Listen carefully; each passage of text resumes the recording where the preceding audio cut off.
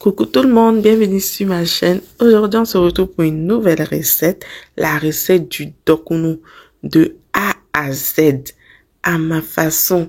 C'est simple à faire. Franchement, le goût, c'était doux, c'était bon.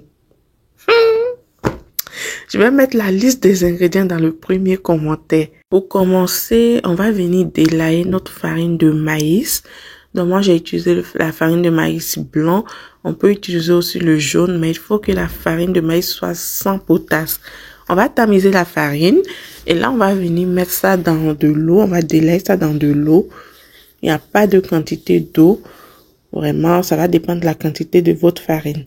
Donc, on va bien délayer ça.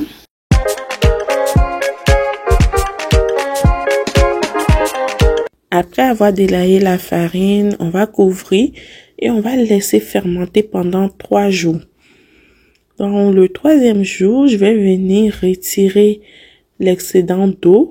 L'eau qui est au-dessus, on va retirer ça et on réserve à côté.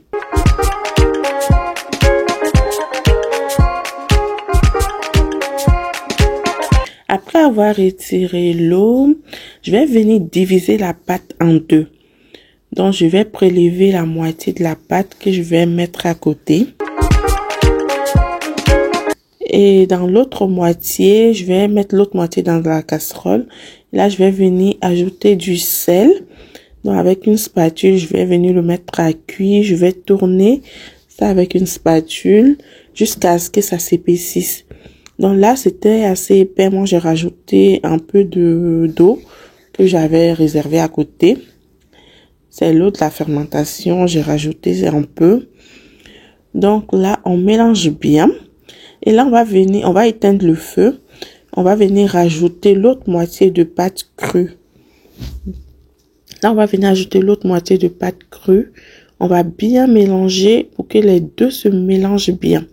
Une fois que c'est bien mélangé, avec les mains, on va venir former des boules.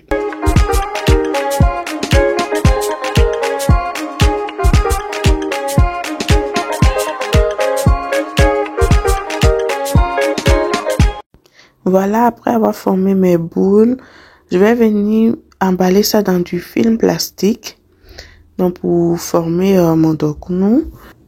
Regardez l'image, c'est vraiment facile à faire. Voilà, après avoir fini d'emballer mes dokunu dans une casserole, je vais mettre un fond d'eau. Je vais mettre du papier cuisson à l'intérieur. Et là, je vais venir mettre mes dokunu. Voilà, il faut savoir qu'il y a deux façons de le faire cuire. Comme ça et à la vapeur. Franchement, moi, j'ai testé les deux. Les deux sont bien, mais celle à la vapeur cuit plus vite que dans la casserole comme ça.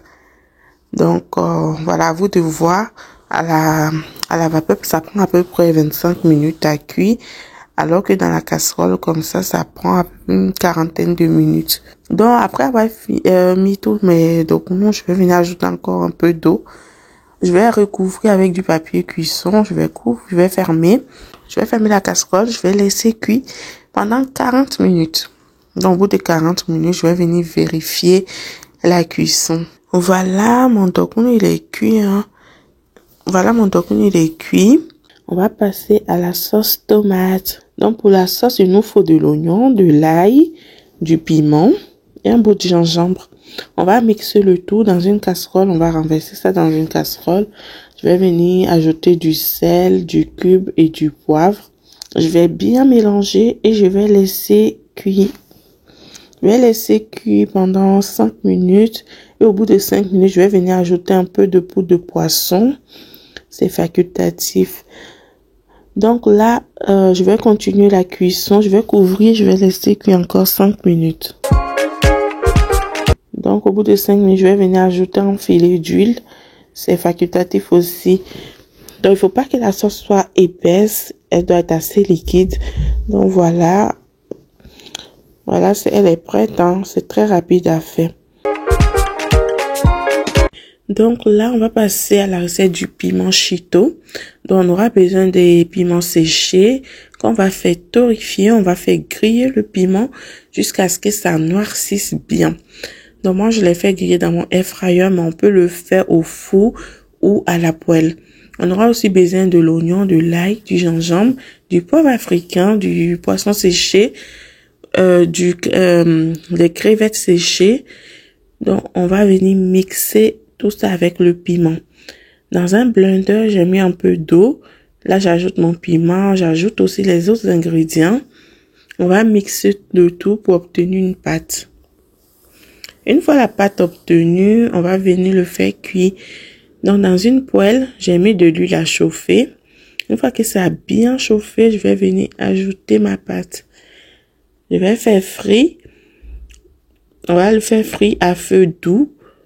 Donc, on mélange à chaque fois. Et là, je vais venir ajouter un cube d'assaisonnement.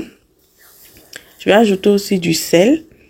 Je mélange. Je vais continuer la cuisson en remuant de temps en temps pour éviter que ça brûle. Là, je vais venir ajouter une feuille de laurier. Voilà, je vais continuer la cuisson. Je vais couvrir.